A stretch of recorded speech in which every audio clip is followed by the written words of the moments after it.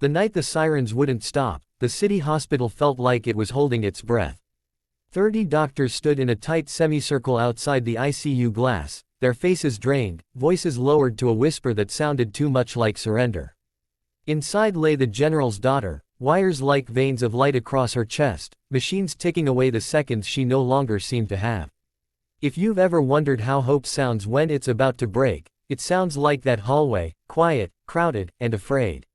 Stay with this story to the end, because what happened next will change the way you see heroes forever.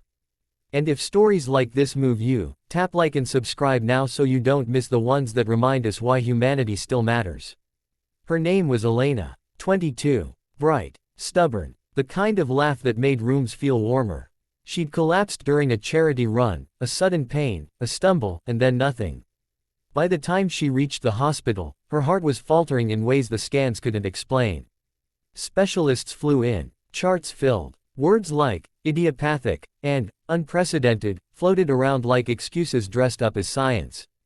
They tried everything they knew, protocols, drugs, careful adjustments, each attempt measured, documented, and ultimately defeated. 30 doctors failed not because they didn't care, but because the answer didn't live where they were looking. Her father, the general, stood apart from them all. A man trained to command battalions now reduced to pacing a strip of linoleum. His uniform was immaculate, his posture rigid, but his eyes told the truth. He had buried friends, sent letters to families, stared down impossible odds. None of that prepared him for the helplessness of watching his daughter slip away while the best minds in the building shook their heads. He didn't yell. He didn't threaten. He simply asked, again and again, "What else can we try?" And each time, the answer sounded smaller. Across the hall, unnoticed, a quiet single dad pushed a mop bucket. His name was Aaron. He worked nights because nights paid a little more, and because nights meant he could be home in the morning to walk his son to school before collapsing into a few hours of sleep. He was the kind of man people looked through, not at. Clean uniform, tired eyes, wedding ring gone but the tan line still there. He had learned how to be invisible after life taught him that being loud didn't save anyone. Aaron passed the ICU doors a dozen times that night. He noticed the things no one else did, the rhythm of the monitors, the way a nurse's hands trembled when she adjusted a line, the general's shoes wearing thin at the heels from pacing. He also noticed Elena's breathing. Not the numbers on the screen, but the pauses between them. The way her chest lifted unevenly, as if something were tugging it back down. Years earlier, before life rerouted him, Aaron had studied biomedical engineering. Not enough to be a doctor, but enough to understand systems, patterns, and failures.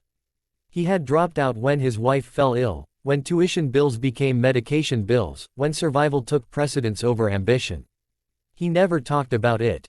People didn't ask janitors about their pasts. He stopped his cart near the door and watched. He saw the doctors arguing gently about whether to escalate or withdraw. He saw them focus on organs, on labs, on protocols.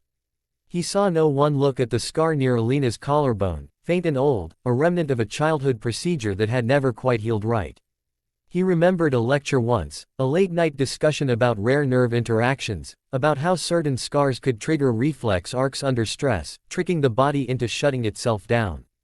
It was obscure. It was risky. It was the kind of thing that lived in footnotes. Aaron hesitated. Who was he to speak? A mop in his hand, a name no one knew. He thought of his son's backpack by the door at home, the math homework they'd struggled through together, the promise he'd made to always try, even when trying felt foolish. He took a breath and knocked on the glass. The nurse opened the door, surprise flashing across her face. "Sir, you can't." "I'm sorry," Aaron said softly. "I don't want to interrupt. I think I saw something." The general turned. 30 doctors followed his gaze. The room seemed to tilt under the weight of their skepticism. "What did you see?" the general asked, his voice steady but threaded with a hope he could not afford. Aaron explained, carefully, without jargon.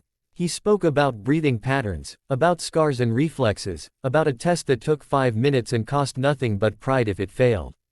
He didn't ask to be believed. He asked to be checked. Silence. Then a senior cardiologist scoffed. "We've ruled out everything." "Maybe," Aaron said. "But maybe not that." The general looked at his daughter, then back at the doctors. "Do it," he said. It wasn't a command. It was a plea sharpened by years of authority. They ran the test. At first, nothing. Then a flicker. A shift. Alina's monitor steadied, just a fraction, like a hand finding a railing in the dark. The room exhaled as one.